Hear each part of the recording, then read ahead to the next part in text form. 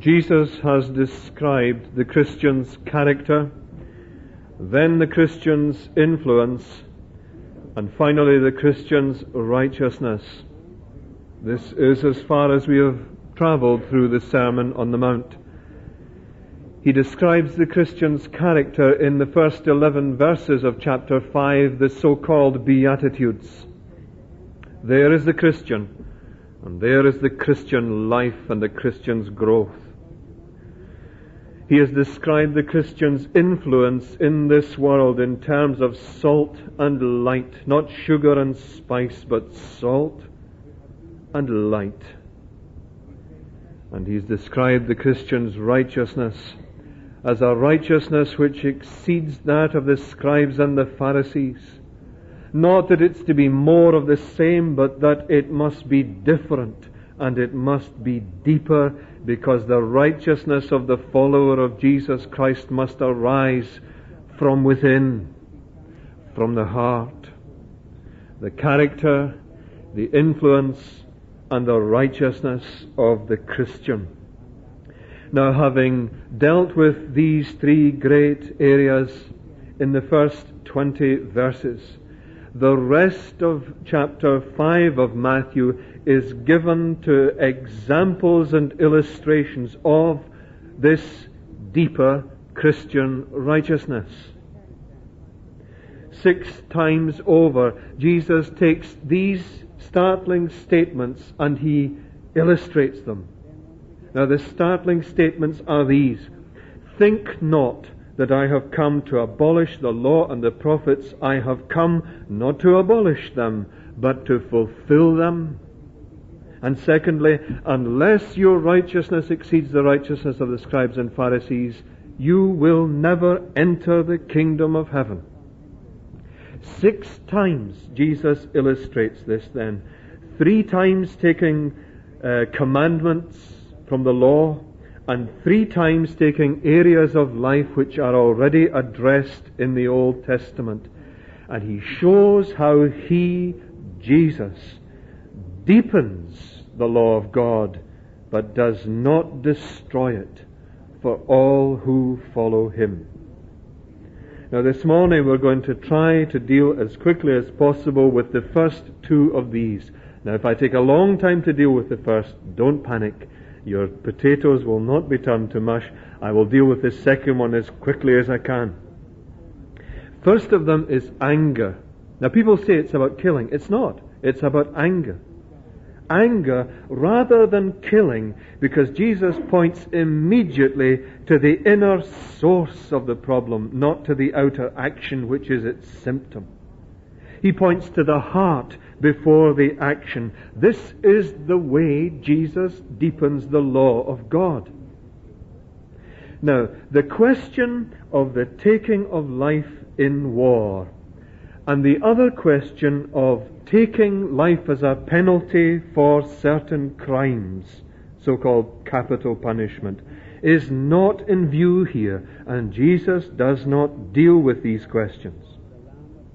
The word kill, both in the New Testament and in the Old Testament's language, is much better rendered murder. And if you're reading New International Version this morning, you'll see that it grasps the nettle and uses the word murder. Because that's what's in view. Unlawful taking of life in anger. However, since this inevitably always arises, this question of a just war and capital punishment, when we come to these words, let's just deal with them briefly to set them aside. There's never a time when this is not relevant. And bearing in mind what's going on in the Balkans just now, it's very relevant for us. It's always relevant. It was relevant in the time of the crisis in the East. It was relevant in the time of the Falklands Islands. It's always relevant because there's always war in the world. The whole question of a just war and the question also of a death penalty is a vexed and difficult one. Now, people say it's easier for you Christians. It is not. It is an even more difficult question for the Christian. And while there are sincerely held opposite views on both sides of both fences in the world, there are also sincerely held opposite views amongst Christians too.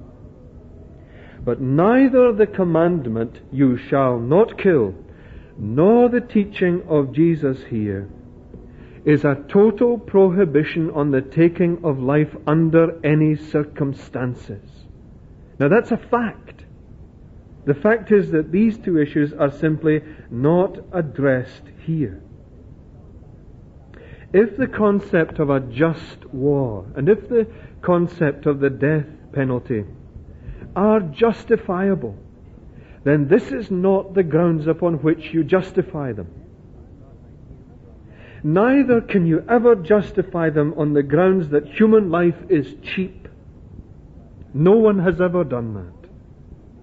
The opposite reason is given. It is because human life is precious that it must not be taken lightly. Because even fallen man bears the image of God, there must be no careless taking of life. Now that came long before even the law of God is given in the Scriptures. It was to Noah, not Moses, that God said, "Whoever sheds the blood of man, by man his blood shall be shed.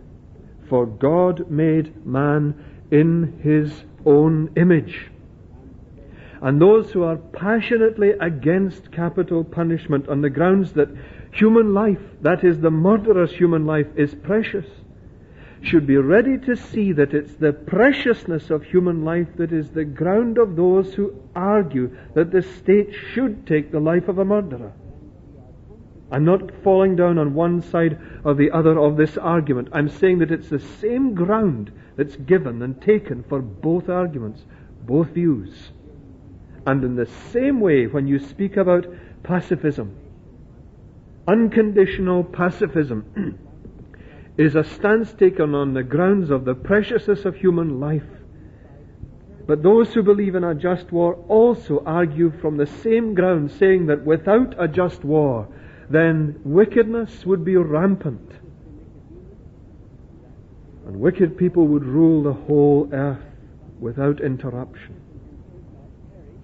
Now these are vexed and complicated questions. You'll remember that a couple of years ago only now, we were asked to sign something from the moderator of the General Assembly of the Church of Scotland on the Middle East hostilities.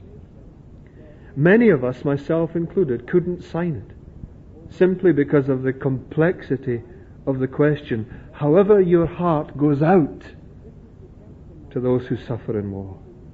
It's a difficult area. And it can't be solved in a simplistic way. And it mustn't be solved by taking the words of Jesus here and using them in a wrong way.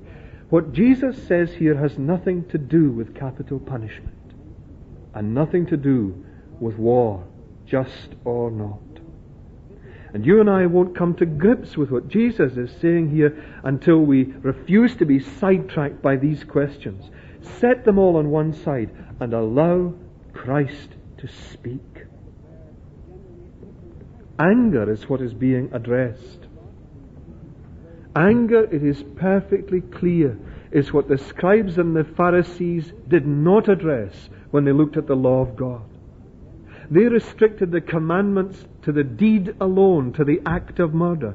And if anyone could get through life without actually taking a human life, even accidentally, then according to the Pharisees, that man had kept the sixth commandment. And Jesus says, no. Jesus says that the proper application was both wider and deeper. And so Jesus includes thoughts and words as well as the action. This is why he speaks of anger, the thought, and insult, the words, as well as the action here. These words, without a cause, that we took in from the footnote from the bottom of the page of the RSV, well, they're in most of the manuscripts, and it's a good thing that they're there, because they point us to something that is important. Jesus here is speaking about anger that's extended to people, a hostility towards other, a spite towards other that is without just cause. He is speaking not about what Luther calls the anger of love, where you're angry at the action and the wrong and the hurt it does, but you're not angry at the person. He is speaking about the anger that is spiteful and selfish and proud. He is speaking about hatred, which is, he says, within the heart, a murder. You'll notice that it's not once but 4 times he uses the word brother here. Anger with a brother, slander against a brother, calling a brother your fool, and so on. This is what Jesus identifies as breaking the command not to murder. It's something that begins within us. It's an emotion and it's an attitude within us. Anger within the Christian against another can be a terrible thing in the church. A feud, a resentment, a bitterness that's held onto and nursed and nurtured within the heart is a terrible thing. Remember Burns's words, nursing a wrath to keep it warm. But we can do that. This is what Jesus is referring to. It's a terrible thing in the Church of Christ to see people angry with each other and unwilling to deal with it, and even more unwilling to forgive. Murderous anger is what Jesus is dealing with. And he goes on to speak of it in terms of the tongue. You know what James says about the tongue? He says many things. With the tongue, he says, we bless the Lord and Father, and with the tongue we curse men who are made in the likeness of God. Do not speak evil against one another, brothers, says James. He who speaks evil against a brother or judges his brother speaks evil against the law and judges the law. And the law, you see there in James, is clearly brought into line with the love of God. Jesus includes what we say.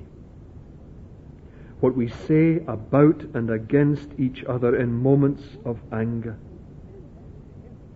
Paul puts it like this. The whole law is fulfilled in one word. You shall love your neighbor as yourself. But if you bite and devour one another, take heed that you are not consumed by one another.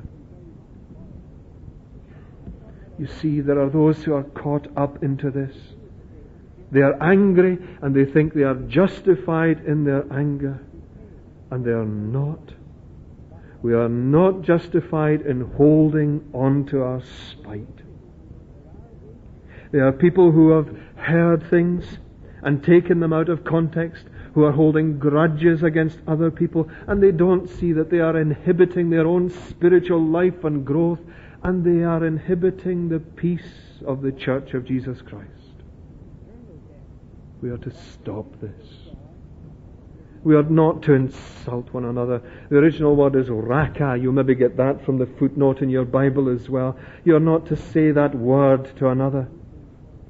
Literally, it means that you're calling the person a moron. Isn't it amazing how many words we have in English that come so quickly to mind when we want to call someone down? Moron, idiot, twit, fool, so on. You're not to call the man Raka. You're not to call him a rebel, more, a fool, says RSV. That is, you're not to make him an outcast. That's the foundation of that word. Now, there's all the difference in the world between allowing someone who has backslidden from Christ to go and pushing someone out in judgment from the Church of God. This is what's being addressed by Paul and James, and this is something that these words of Jesus address. We are not to expel other Christians in anger and in resentment.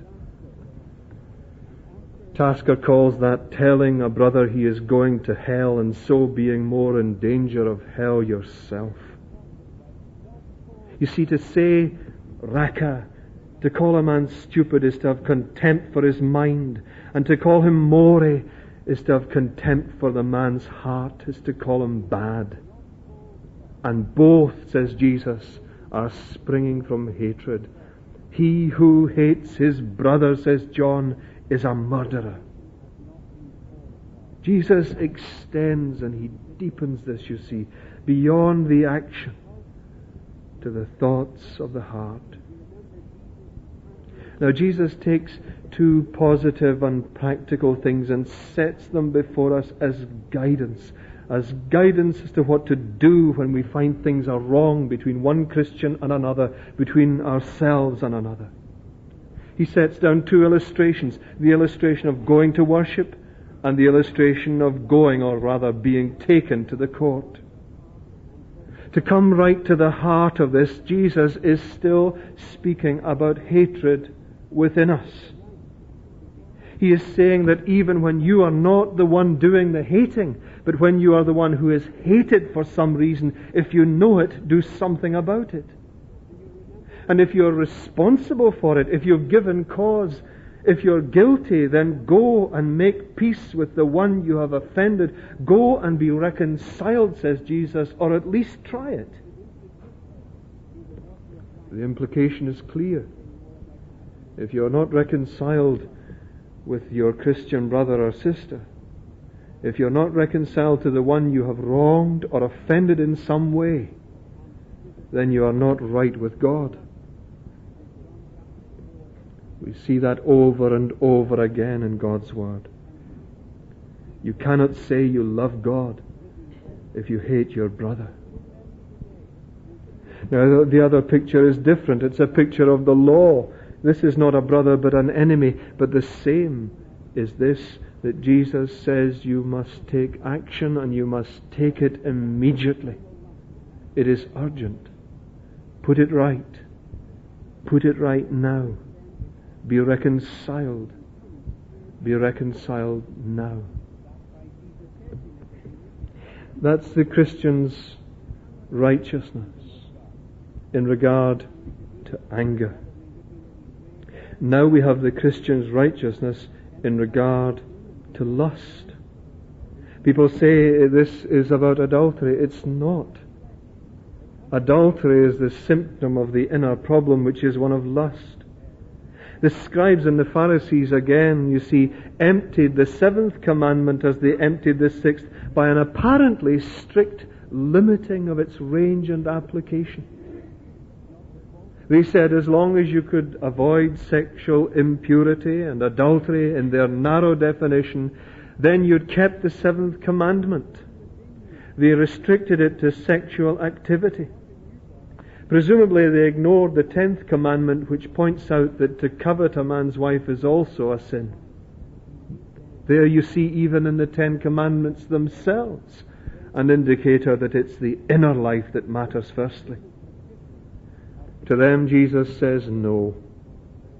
The heart and the mind once more are included.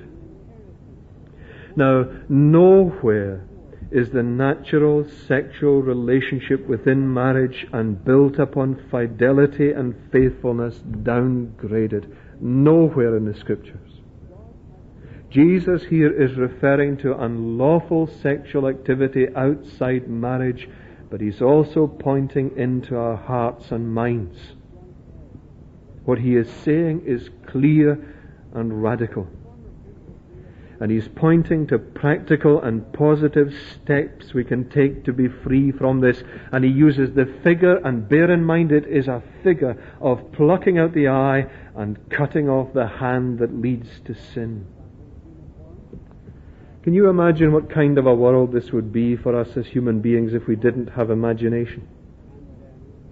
Can you imagine what kind of a wilderness it would be without imagination in music and art, in literature and drama, and in worship? Not that we worship an imaginary God, but that we use our sanctified imaginations in visualizing the greatness of God. Can you imagine a world without imagination? Well, Jesus is dealing here with our imaginations. When your eyes and your heart following lead you to sin, do something about your inner life, says Jesus. Do you remember Job, when he was questioned about whether he was bringing punishment upon himself, said, yes, it's possible that my eye upon another man's wife has led me in my heart to go to another man's door. He said, it's possible that my imagination leads to an emotional state, leads to an action which is sin. God help me, says Job. Now that's the same picture that Jesus has here. The eye and the heart leading to the action. Imagination and then the feelings leading to the action. The eye, says Bunyan, is a sentry to the soul. And so it is. And Jesus says here, if your sentry lets you down, do something about it. Do something about your imagination. Now, you see, what Jesus is saying is, if there is offense coming in your life, do something about the place from which the offense arises. Pluck out the eye. Get rid of the hand that offends you. Listen to what he says later in Matthew chapter 18. If your hand or your foot causes you to sin, cut it off and throw it away. It is better for you to enter life maimed or lame than with 2 hands or 2 feet to be thrown into eternal fire. And if your eye causes you to sin, pluck it out and throw it away. It is better for you to enter life with 1 eye than with 2 eyes to be thrown into the hell of fire. He says it again, you see, in chapter 18. He includes there the foot. So that now we have the mind and the imagination in the eye, we have the actions in the hand, and we have going to the very location and the circumstances in the foot, Matthew 18. If you can't look at certain things without being wrongly stimulated, says Jesus, don't look. Isn't it possible for us to sit in front of those televisions and ours, and provided there's no one else there to embarrass us, we are prepared to sit and watch things that somehow we know are wrong stimulations? We wouldn't let children watch them. There are some things on our televisions that we shouldn't let ourselves watch. I'm convinced of it. If there are certain things that wrongly stimulate you, don't look. If you can't do certain things and remain under control, don't do them. If you can't go to certain places, if you can't be in certain events without being tempted, don't go, says Jesus. Now, there were those who took this in entirely the wrong way. There was Origen of Alexandria, for example, who took Matthew 5 and Matthew 18, and then he looked into Matthew 19, you know, about sexual purity, and he actually mutilated himself. And the Council of Nicaea in the year 325 had to forbade this foolishness. It's literalism. And literalism is not a deeper obedience, it's a shallow obedience. No, this is about the mind, the heart, leading to actions. If you can't look, don't look. If you can't do, don't do. If you can't be there, don't go if these things are leading you into temptation. It might well be that there are certain things which are neutral and all right, but which lead certain people into temptation. If that is so, then even if they are legitimate and neutral, then they must be cut off. That's what the figure is speaking of. It may be that there are certain Christians who have to live a less liberated life. John Stott calls them culturally maimed. But better to be one-eyed and one-handed and faithful to Christ than to go against conscience and to fail to enter your rest. Better than to have 2 eyes and be lost is to be one-eyed and faithful. It's a figure, do you see? Living in this world with the sight of the next world to guide us, this is what it's about. Not all disciples have to give up exactly the same things, but we all know there are things in our lives which, in obedience to Christ, we have to let go or even cut off for His sake. Now, that is not mutilation. That is mortification. Mortification, according to Romans and Galatians and Colossians, mortification is about dying to yourself in the death of Jesus Christ upon the cross. That is not mutilation. The enemy of our soul says to us, "Oh, these Christians are all poor souls. Look at them. They've got to mutilate themselves and deny their humanity." It's not so. It is mortification, not mutilation. There can be times when, in obedience to Christ, there has to be a kind of inner amputation. Now, that amputation does not make us less for Christ's sake. It makes us more for His sake. It makes us whole in His service. Now, I'm conscious of the fact, let me say this in closing, I'm very conscious of the fact that this goes against the popular philosophy of our society today. The message that's being pumped out, the message that underlies everything that's being pumped out today seems to be, if you want it, take it. If you like it, do it. Nobody can stop you.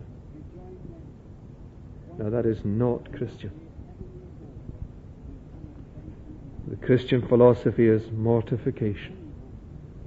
Not what you want, but what Christ wants.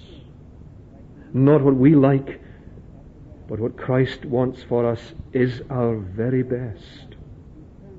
And we begin with the question as Christians, what can I do for Christ? Not what can Christ do for me?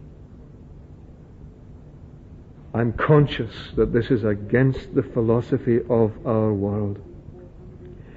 But frankly, I'd rather be like Jacob and limp my way through life because God had to cripple the man, than walk with a perfect gait in disobedience. Wouldn't you? I would rather follow Christ than follow the crowd. Is this negative and narrow? It's only negative, and it only seems to be narrow when you view it from the outside, when you judge it by the standards and values of a world which is estranged from God and ignorant of Christ. But this is the positive way. And this is Jesus' great-hearted answer to our anger. Love for Him. Love for our brothers. Love, as we shall see later, even for our enemies, is the positive antidote. And this is taking up the cross and following Christ. We'll have more to say about this when we gather together this evening. This is following Christ, not following the crowd. This we are called to do. Oh, for a heart to praise my God. The hymn number 467 in closing.